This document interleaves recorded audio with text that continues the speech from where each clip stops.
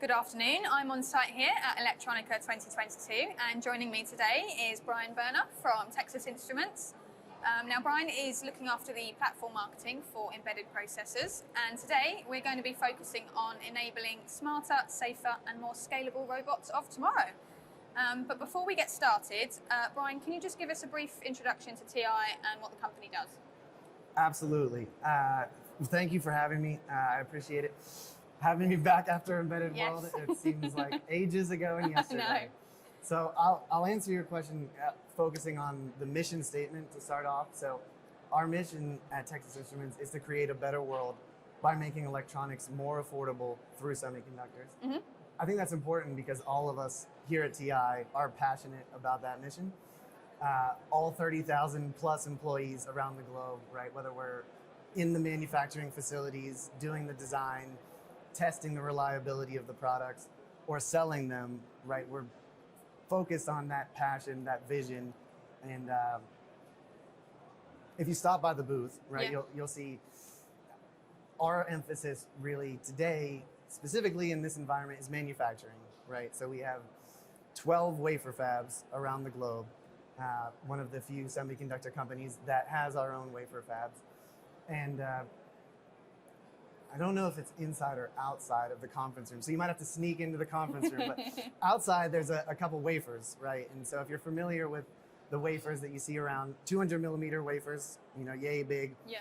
300 millimeter wafers, like the size of a pizza. And so that area is dramatically different, right? I mean, you can do the math, but when you see the number of ICs on a single wafer, comparing those two sizes, that's why we're so invested in expanding our 300 millimeter capacity. Yeah. So we have in Richardson, back home in Texas, we have our Fab 2 that just started production back in September. We have S Fab, which we just broke ground on. That's in Sherman, and that is a 4-site facility. But because that's just getting started, we actually acquired a site in Lehi, Utah, and that was an acquisition. So we have 45 nanometer and 65 nanometer capabilities. So 6 new 300 millimeter wafer fabs joining. Today we have DMOS 6 and our Fab 1.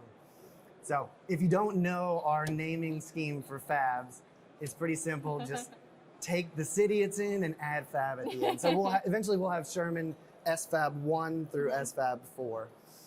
And then on the market side, right, I mean, we have 80,000 plus products that we sell into every market, but focusing on automotive, industrial, personal electronics, communications, and enterprise.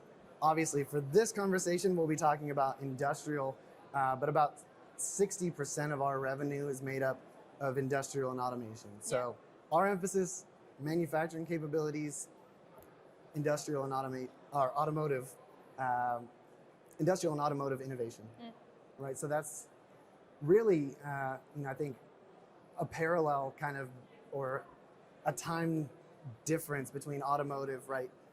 Replacing a lot of those electromechanical systems with semiconductors. That same trend is now picking up in industrial significantly. I think if you walk around here, or if you were at SPS last week, you would see that. Well, you've certainly been busy since I last spoke to you. I haven't, everyone else has. That's just the overview. Excellent. So as you've said, we're going to be focusing on the robotic systems and the industrial side. But perhaps you can start by explaining the different types of industrial robots available. I believe there are 6 of them. Yes. I'm actually going to get up to 10 types, Paige. Okay. But I believe you're referring to an ebook published by one of my colleagues, Kristen Morganson, and that was in Q2 of 2020. So he came to talk to me. He said, you should read An Engineer's Guide to Industrial Robots, Robot Designs. And I was like, well, give me the cliff notes, Kristen, since you wrote it. But he was saying that, not that he forgot autonomous mobile robots, but he was focusing on robotic arms and sort of the evolutionary aspect and how they differ. Yeah. Right, so just within that category of robotic arms, you start with Cartesian, and then you have cylindrical, polar, and then SCARA, which I'm not going to pretend I know this, selective compliance assembly robot arms, which we typically refer to as pick and place. Yeah. and then Delta, and then really on the high end is the articulated robotic arm. So the 7th, 8th, 9th, and 10th categories that I'll add, so that we're not leaving anything out at the booth. Cobots, which is collaborative robots, and then automated guided vehicles, AGVs, and autonomous mobile robots. The last one, which is kind of like, we want to have it, like we all saw the movies, humanoid robots. I think it'll be a while. But if you go from the articulated robotic arm to humanoids, right, you're starting with one appendage. Yeah, exactly. We'll get there. We'll get there. Balance is tough. So yeah, the ones that we're featuring at the TI booth, which is just across the hall over in C4, you can stop at the Digi-Key Cafe, get a bite, get your coffee, walk over to the TI booth. We're showing the Cartesian robot, the articulated robotic arm, and then an autonomous mobile robot. So the Cartesian robot is, I mean, when you think of like high school geometry, right? You have your Cartesian coordinate system, so X, Y, Z. I think of it as anything that's moving side to side, up, down, and back and forth, right? And so CNC machines, 3D printers, laser cutters, or what we have over there, much safer, a pen plotter. So it was actually a laser cutter, but then to bring it to the trade shows, it was redesigned as a plotter, very safe, and it draws the Texas Instruments logo. Nice. Yes. Beautiful. Gorgeous. But so that's kind of like, you know, you think of that as being more of a machine you can just go purchase. And we thought about, you know, all the different ways we could classify. I think it was CNC machines at one point, and then we just said it's industrial machines, right? If you understand that it's a demo showing the processors, the temperature sensors, the motor drives, you can make it any one of those individual things and build it into a production ready system pretty quickly. Right. So what we did last week prior to SPS was we hosted a webinar featuring that pen plotter, and we called it Cloud Connected Industrial Machines, because we're really emphasizing that connection to the cloud. So you can have machine to cloud communication with I2C, whatever, you know, vibration, temp sensors, encoder feedback, and then you can do some predictive maintenance algorithms. So we hosted a webinar with Phytech, who built the demo. I wish I had them with me again. And then AWS joined. So they worked on making sure that all of those tools were working seamlessly. They were featuring their new Twin Maker, which is importing a digital CAD model and then representing that as a digital twin in the cloud. So you can watch the webinar or go to the booth, check it out yourself. Excellent. That sounds fantastic. So tell us a little bit more about what's involved in a robot system. What's the different parts?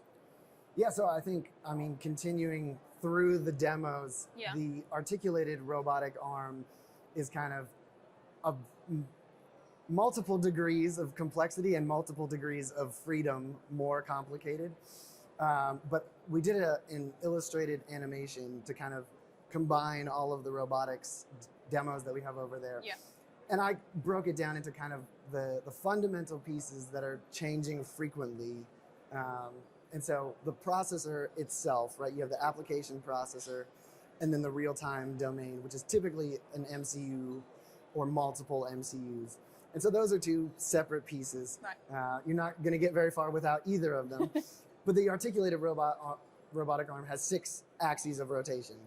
And so if you're splitting those up into the joints of the actual arm, then you'll end up with probably 3 MCUs, right? So one controls each section of that arm, and it'll be driving 2 separate motors.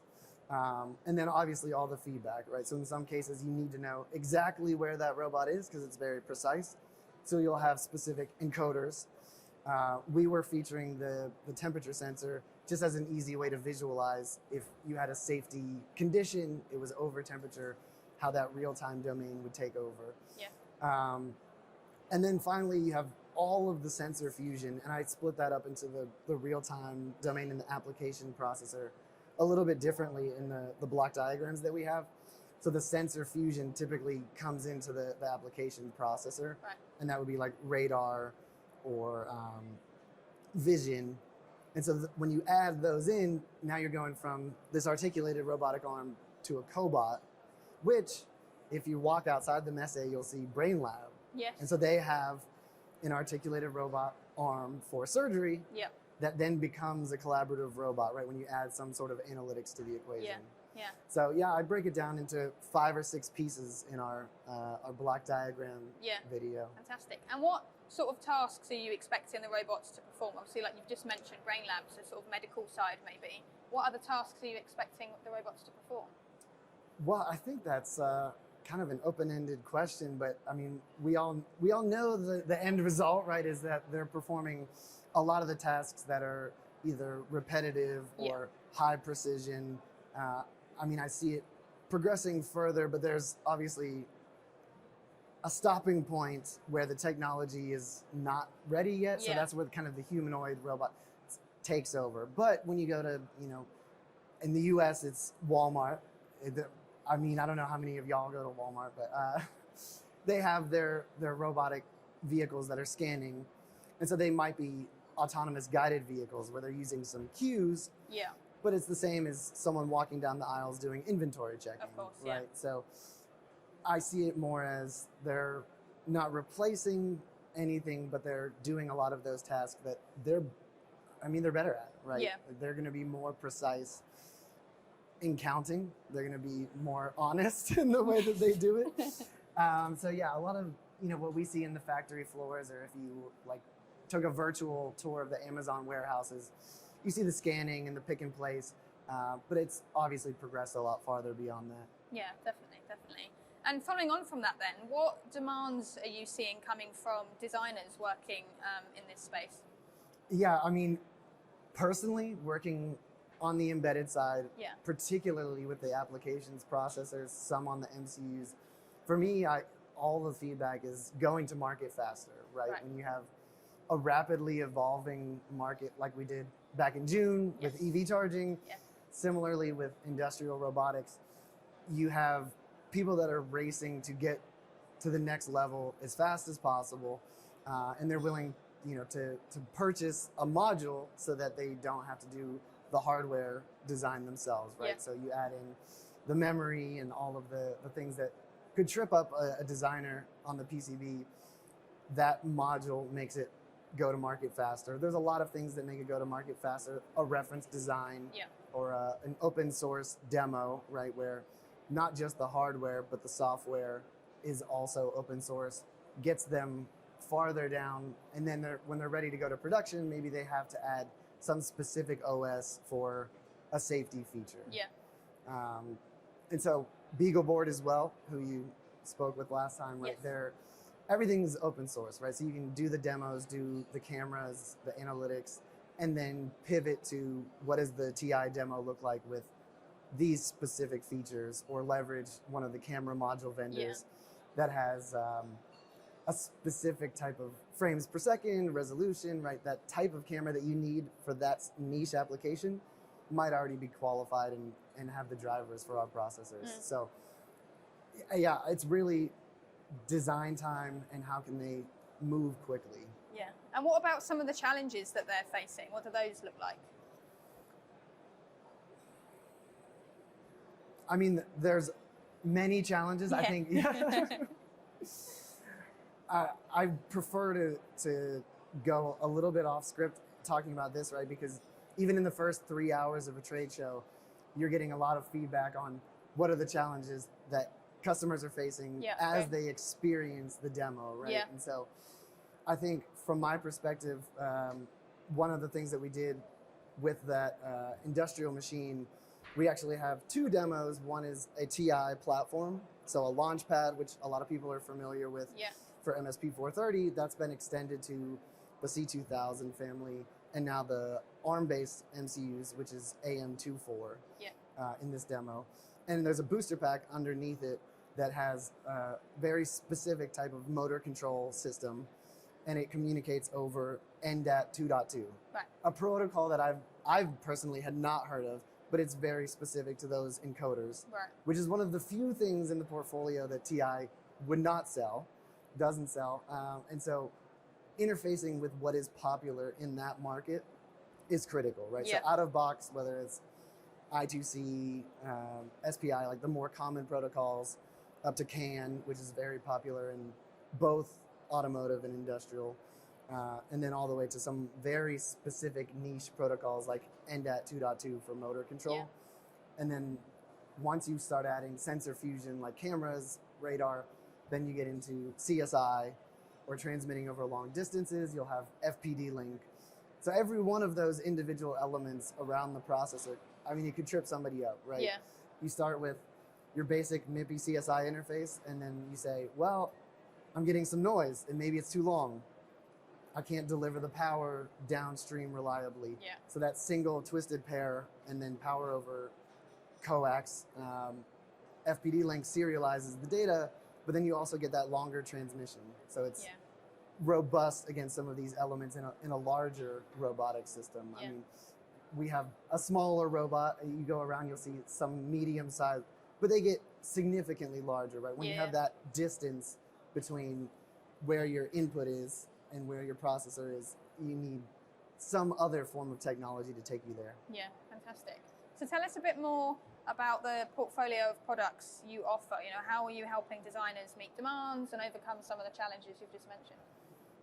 Yeah, so we partnered with a variety of product lines. Like TI is split up into analog power, analog signal chain, and embedded processing. Right. So although I'm in embedded processing now, I was in analog power for a long time. Yeah.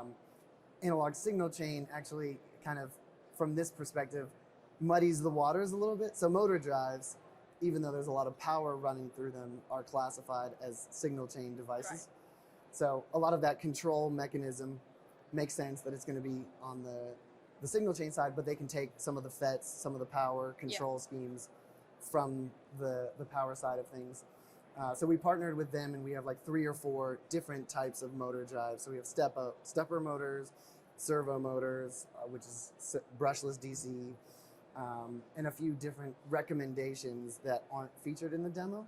Okay. So if you're spinning a wheel, it's going to be dramatically different than if you're moving on a fixed point, fixed line, versus the pick and place or the articulated robot arm.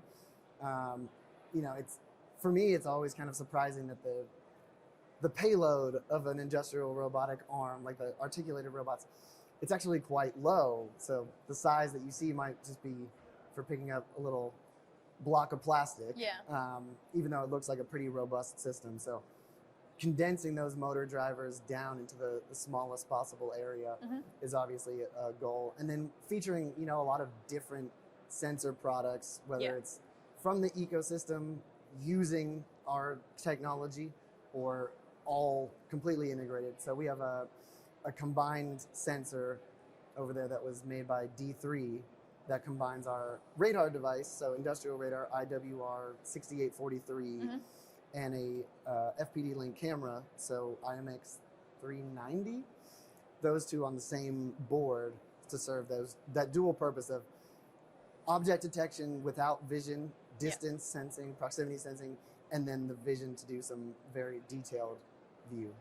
Fantastic. Okay, so following on from that then, let's focus now on the functional safety side of things. Functional safety design takes rigor, documentation, and time to get right. So why is robotic safety so important? Okay, well, I'm going to stay off script for this question, Paige, but then I'm going to go back on script because it's so important. But I think kind of the lighthearted way of looking at it is we were doing a dry run for our webinar with PhyTech and AWS. So no one was on the call. Yeah. And True, our presenter from last time, now I'm going to call him by name, but our presenter from last time said something to the effect of, we don't want, even the Cartesian robot, we don't want him chopping off anyone's head. So we all laughed and then said, let's not say that on the webinar. Yeah. Because it's very serious when you're building these robots that are very closely interacting with people. Yeah. I mean, it's not just any appendage. It's an arm, it's a leg, it's some other machine running into it. As soon as that event is about to occur, the MCU or the real-time domain has to make a decision, right? And so a lot of the things that you can do in the cloud need to be brought into the edge. right? Because that functional safety or safety in general can't be done without that real-time decision making. And so it's a very serious subject, but I think it's very easy to see, oh yeah, this is what could go wrong, right? And automotive went the same way, years ago, having to make sure that every car had a rear-facing camera. Initially, it was not analytics, and as it progressed over time, it starts telling you there's something in the way. The robots in a factory floor would have to do the same thing. Yeah, definitely. So what about the industry standards that designers need to meet for functional safety? Can you tell us about those? Yeah, so I'm just going to make it as simple as possible because there are nuances and differences, but and categories kind of blend together. But in automotive, you have Q100, which is the IC level testing, where you do additional temperature range, you do some additional testing on the IC, and then you classify that device as Q100. I think with passives, it's a different category. So all of our Q100 devices are Q1, but that doesn't mean that they're functional safety. So you go through additional, I wouldn't even say testing, right? It's documentation, explaining if this device went wrong, what would it look like? And all of that ends up in a category of what level of functional safety do you need? So in automotive, it goes ASIL, A, B, C, D. And then in industrial, the commonly accepted standards are SIL 2 and 3, which lines up with, I'm just going to read it here because I'm afraid. SIL 2 is ASIL B and C. Right, okay. And then SIL 3 is ASIL D. You agree? Yes, I'm agreeing with you. I'm not going to pretend to be the expert on functional safety. I mean, there are a lot of people at TI that have taken ISO 26262 training and gotten certified for that specifically, so that they can write the failure analysis documentation the right way. So when a customer receives that, they know exactly what conditions could occur, and then they can plan for it. Yeah, definitely. As you say, there's a lot of different levels, and it is hard to get right. Right. I'm going to stay on script the rest of this time. It's fine. As long as we're talking about functional safety. So tell us a bit more about how TI is helping customers with functional safety then. Obviously, you've got experts that you've just said, but how else are you helping customers? Yeah, so again, this is one thing that if you go to the TI website, it's very clear in terms of what we can do and what we can't do. Because at the end of the day, functional safety testing is at the system level, right? So we can help get customers to the point that they need, where when they start testing and spending a lot of money on that testing, they have confidence. Maybe they might need to tweak a few things, but they're going to get that system qualified based on our recommendations and the preliminary effort they put in. And so while all of our products are certified quality managed processes, safety takes additional rigor. So our standard that we hold ourselves to is that we have 2 certified functional safety hardware and software development. And then that enables customers to achieve ASIL or SIL. Right. And so when you look at that table, you see specific terminology, right? So some devices are functional safety capable, whereas others are functional safety compliant. And that means different things. So on the table, you can see there's a manual for something that's functional safety compliant, versus capable is you designed it to achieve that from a hardware perspective or from a software side, but you don't have that manual provided. And so I think of it in terms of the PMIC and the processor, right? It's like right about what you know. The PMIC for functional safety will have isolation between the MCU and the applications processor, right? So that safety island has separate power rails, and they're monitored for very specific voltage levels so that you can turn things on, off, or identify failure conditions early, and then that documentation is provided to the customer. Yeah, fantastic. Well, it sounds complicated, but it's important to get it right. Too complicated for me to know. So what about on the industrial communication side then? So many modern systems now come with communication interfaces to enable overall connectivity of a system design. But that can also result in challenges for design engineers as well. So what do those types of challenges look like? Thankfully, I can go off script a little again. No, so this is where we've been focusing a lot on merging the factory automation side of things with industrial robotics, right? I mean, you can't separate the two. No. And so in a system, you're going to be looking for long distance communication, but also speed. Yep. And so all of the processors and MCUs that we're working with today are gigabit Ethernet speed, right? And so then they're using specific protocols to communicate. And so industrial Ethernet is a broad category, but the three that we focus on are EtherCAT, Ethernet IP, and Profinet. Right. So enabling those out of box to do whatever that protocol is rated. If it's rated to 100 megabits per second, obviously there's that limitation. Yeah. But then our device is capable of gigabit speeds, and that gets a little bit farther into eventually everything being TSN, right? So time-sensitive networking. Yep. So you can communicate downstream from a host processor, an application processor, to a series of MCUs. And so in our system, we have one, but we have some additional demos that we've done where you can daisy chain them.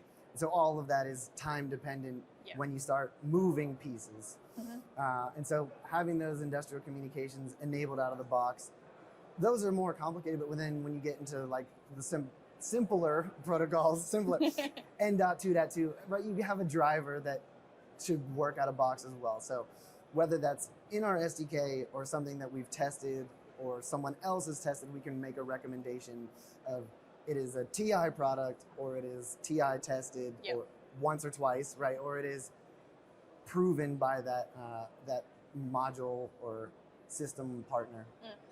So given everything we've spoken about then, what would you say is it that makes TI the ideal partner when it comes to factory and robotic solutions? Yeah, so I mean, I think what makes TI the ideal partner for anything is obviously the broad portfolio of devices, right? Like in our case, you're looking for a motor driver, a temp sensor, right? You're looking for something to complete a demo and show, well, how do you visualize what this means? And you can find them, right? And you can find them on Digi-Key and build them, you know, overnight. If I ordered fast enough and paid for extra shipping. But no, I mean, we were looking at how do we get an adapter for the Beagle board, but Digi-Key was able to ship those very quickly. Similar thing, right? But the TI portfolio is just so broad, spanning all of the power, signal chain, embedded processing. When you go back and look at the block diagrams, it's kind of scaling to the level of complexity that you need. Right, so an AM64 processor will show you, will give you that industrial networking and the A53 cores. But then when you want to add more peripherals, then you're going to have to go up to like a DRA 821 type of device. Then you want to add analytics. You're looking at a TDA4 type of device. And so you can scale across the portfolio on the processor side. Similarly on the on the MCU side, C2000 is a very well-established portfolio of devices, but it is our processor with our SDK, right? The ability for our customers to write code, even though it has a rich peripheral set, to them it might be limited if they're more experienced with RTOS. So then you pivot over to the high-performance ARM-based devices. You can see, oh, this system was built with C2000, this one was built with AM243, but they're interchangeable from our perspective and from the customer's perspective. It's based on what their requirements are. Cool. I mean, you can keep going down the signal chain, right, of swapping things in and out, but that level of complexity and then finding what you need very quickly. Yeah, sounds fantastic. So let's look to the future then before we finish. How do you see robotic solutions evolving, and what demands do you think that will place on designers? I mean, one word, analytics, right? I mean, I think we're not talking about analytics much now. If we are, we're mostly talking about in the cloud or very limited analytics at the edge, right? So a lot of people are familiar with TinyML or some other form of edge AI, but when you achieve that sort of crossing point of optimal power and high performance, then you start getting these robust analytic systems at the edge, making decisions. So one of the ones that we featured online was predictive maintenance, but offline, right? So you could communicate to the cloud, but you're making these decisions on vibration sensors in real time by doing a FFT or a Fourier transform, right? You're looking for peaks. So you're smoothing things out, you're filtering them, and then you're looking for these peaks. So doing things at the edge and then making more latency independent decisions like predictive maintenance in the cloud. The marriage of those two things, to me, I think that's where it's headed. I mean, you can look at AR, MR, right? I don't know if the metaverse is going to take off, but you are going to have a lot of augmented reality type of systems. And so I think that cobot category, some people would say, oh, that's a subcategory or an extension.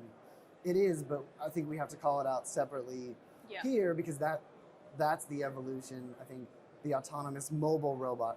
You can't get from an autonomous guided robot or autonomous guided vehicle to an autonomous mobile robot without that edge analytics. Yeah.